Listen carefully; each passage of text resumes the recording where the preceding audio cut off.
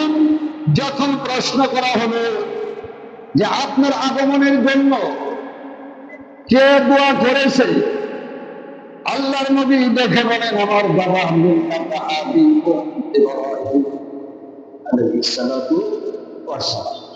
আমার আগমনের জন্য দোয়া করেছে আমার বাবা মিল্লাত, আমাদের মিল্লাত মুসলমানদের বাবা, সমস্ত উম্মতে মুহাম্মাদীর বাবা হযরত ইব্রাহিম আলাইহিস সালাতু ওয়াস সালাম আমাদের জন্য দোয়া করেছেন।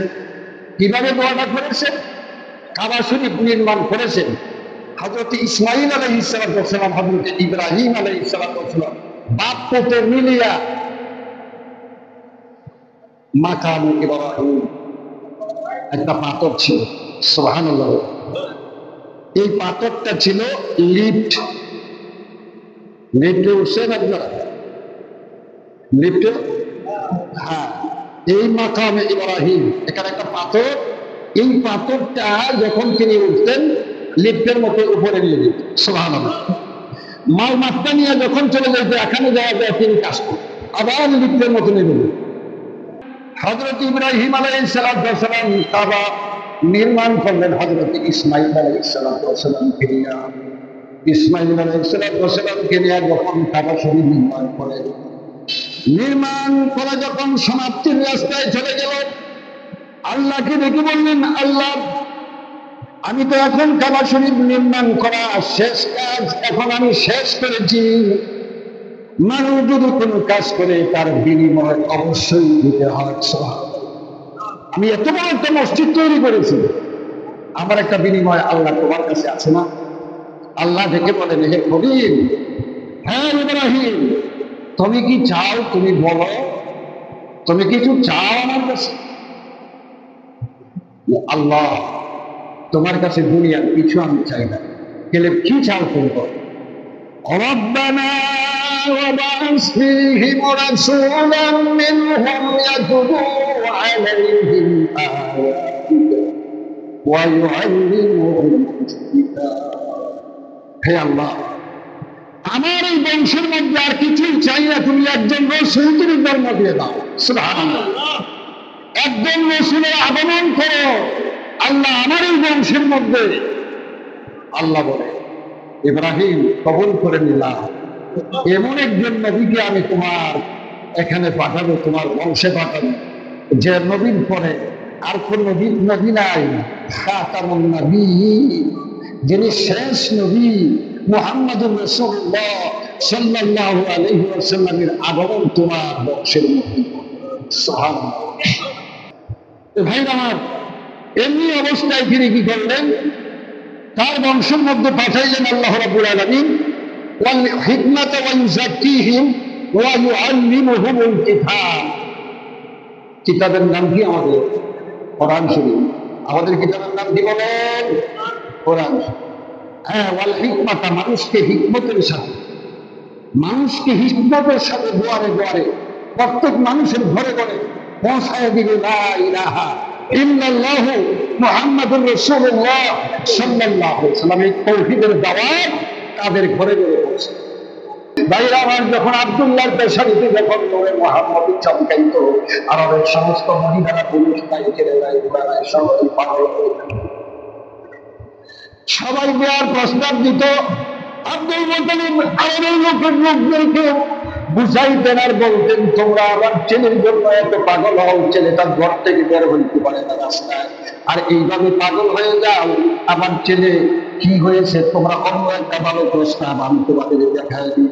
হ্যাঁ, ভালো ভালো একটা ছেলে, মেয়েদের বলতেছে ভালো একটা ছেলে দেখে দেখা দিই। বলেন না, আমার তাদেরই প্রয়োজন, তারই প্রয়োজন। দিল্লির উপরে বলে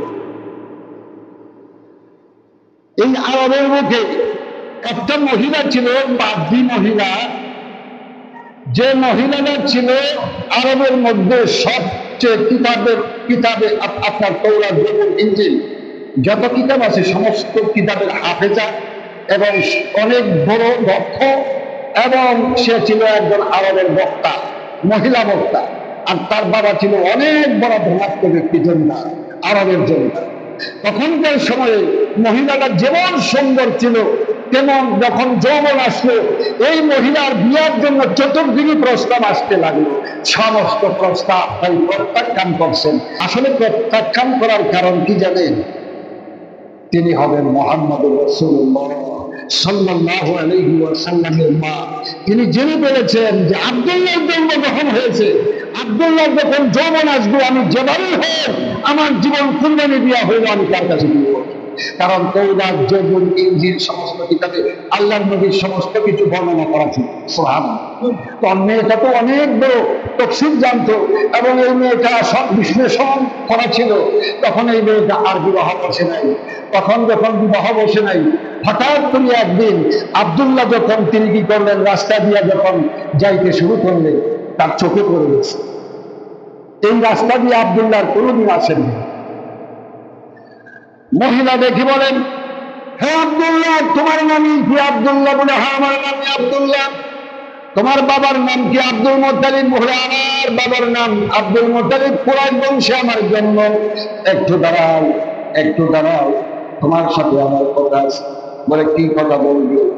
বলে, দেখো কত বিবাহের প্রস্তাব আসলো, কত ধনাত্ম ব্যক্তির প্রস্তাব আসলো, কত সম্মানী সম্মানী প্রস্তাব, সব আমি প্রত্যাখ্যান করলাম। আমার জীবনে একমাত্র আব্দুল্লাহ তোর কপালের মধ্যে যে আছে মুহাম্মদুর রাসূলুল্লাহ সাল্লাল্লাহু আলাইহি ওয়াসাল্লামের নূর। আমি মুহাম্মদের মা হওয়ার জন্য, আমি একমাত্র দিন গুনতেছি কোন সময় তোর কাছে আমি বিবাহ বলবো। সুবহানাল্লাহ। আমি তোর কাছে কোন দিন বিবাহ বলবি, আমি এই জন্য তোর দিন গুনতেছি। আব্দুল্লাহ, তুই আমাকে বিবাহ করবি। পায়ের উপরে পড়ে গেলাম এটা দেখে। বলে, দেখো আমি চলছি এক জায়গায়, এখান থেকে আসি, বলে একটু খাওয়া গেলে ওয়াহাবের বাড়িতে যা। এটা ছিল আব্দুল মুত্তালিবের বন্ধু। ওয়াহাব ছিল আব্দুল মুত্তালিবের বন্ধু, কুরাইশ বংশের আরেকটা ঘুরতে আর লোক ছিল, তার নাম ছিল আব্দুল ওয়াহাব। তার মেয়ে ছিল আমিনা। খানে খানে বলে দিয়েছে, আব্দুল ওয়াহাব তোমার বাড়িতে নিয়ে আমিনার সাথে বিবাহ করে। সুবহানাল্লাহ। আমিনার সাথে বিবাহ করে। আমিনার সাথে যখন তিনি বিবাহ করাই দিলেন, তিনি 2.5 দিন পর্যন্ত তিনি বেড়াইলেন। বেড়াইয়া যখন এই রাস্তা দিয়ে আসেন, আবার দেখেন এই রাস্তার মধ্যে দাঁড়িয়ে আছে এই 5টি মহিলা। জুড়ে সুবহানাল্লাহ। 5টি মহিলা আব্দুল্লাহর পেছনের দিকে দেখাইয়া মুখখানা খালো করে অন্যদিকে মুখখানা ফিরায় নেন। দেখে বলে, আবার যখন সামনে দিয়া যায় আবার মুখ ফিরায় নেয়। আব্দুল্লাহ দেখে বলে, আজকে 2.5 দিন আগেই তো তুমি আমাকে এখন তুমি বারবার করে মুখ ফিরায় নাও, তার কারণটা কি? বলে, জানো না রে আব্দুল্লাহ, তোমার কি বিয়া হয়ে গেছে? বলে, হ্যাঁ আমার বিয়া হয়ে গেছে। কার সাথে হয়ে গেছে? আমিনার সাথে হয়ে গেছে।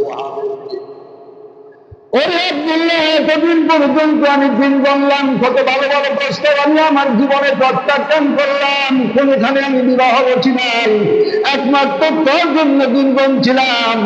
আজকে যেটার জন্য পাগল হয়েছিলাম আব্দুল্লাহ, সেটা তো তোর মধ্যে নাই। যেটার জন্য দিন গণছিলাম সেটা তো আজকে তোর কপালে আমি দেখতেছিলাম।